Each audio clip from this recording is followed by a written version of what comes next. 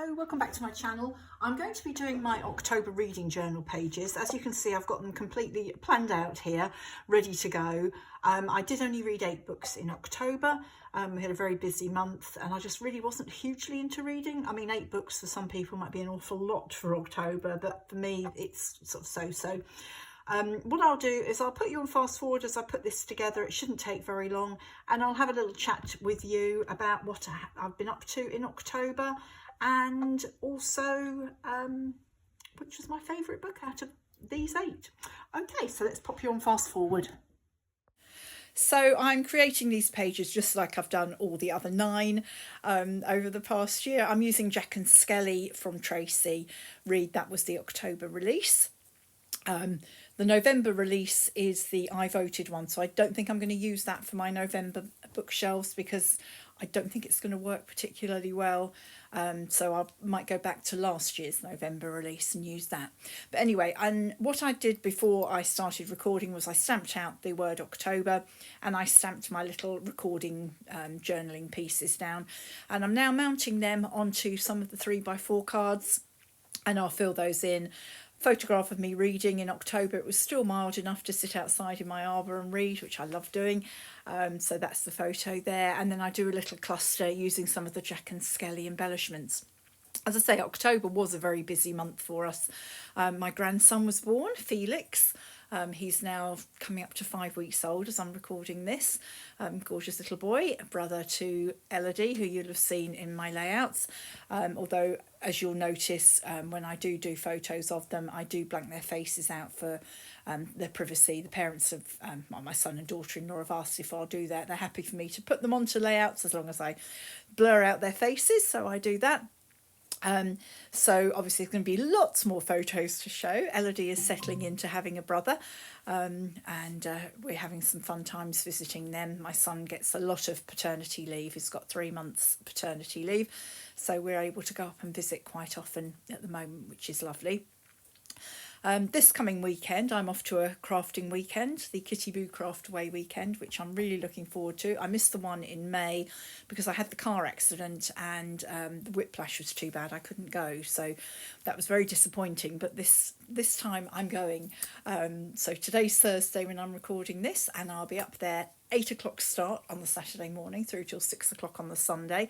And I'm actually providing a class this year, which is exciting. I'm doing a December shaker album, which when we do classes with Kitty Boo, they're all self-paced.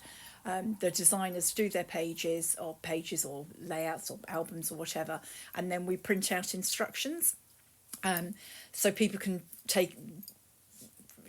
do whichever kit or whatever they want to do first, which I really enjoy. And Karen, who runs it, is an absolutely smashing person, really good friend.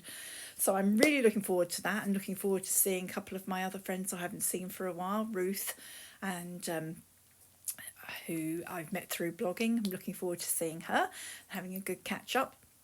So yeah, it should be a good weekend. Anyway, back to the reading journal. My 2 favourite books this month. Controversially, I did not like, could be controversial, Practical Magic. Really didn't enjoy that book at all, but I've read it now, so that's done. I really enjoyed The Mad Women's Ball. That was an excellent book. And I also enjoyed what was it called, The Whistling? Yes, that's what I'm sticking down now, which I listened to as an audio book. Both of them were absolutely brilliant. I think I chose The Whistling as my overall favourite for October because it was very spooky. And in October, if you're going to read something and have it as a favourite book, then a spooky book is a good one. So yeah, The Whistling was absolutely brilliant and very well narrated as well. It was one of those ones that I just couldn't put down, couldn't stop listening to. And because I went out in the car quite a bit in October, I was able to listen to it in the car, getting used to being in the car again. And I've had some therapy, some PTSD trauma therapy following the car accident, and things are settling down now, and I'm feeling a lot happier when I'm in the car. So that's good as well. So here are my books on the shelf with a few of the embellishments. I love the way that owl and the witch's hat and the flower looks down there in that cluster. So there we are, that's that all done. Right, so now it's just a case of filling in how many of each type of book I read or listened to, and filling in my favourite book at the bottom there. So I did put down that I had 2 favourites, as I said earlier, and then that The Whistling was my favourite overall. And I did give that 5 stars. So that's October done. So there we are, my October reads done.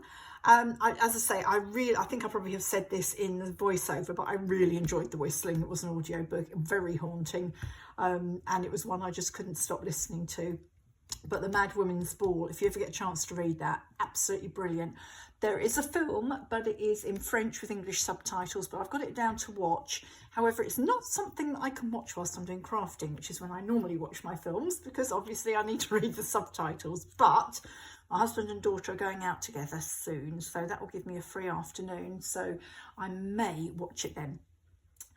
Anyway, I finished October. We've only got 2 months left to go.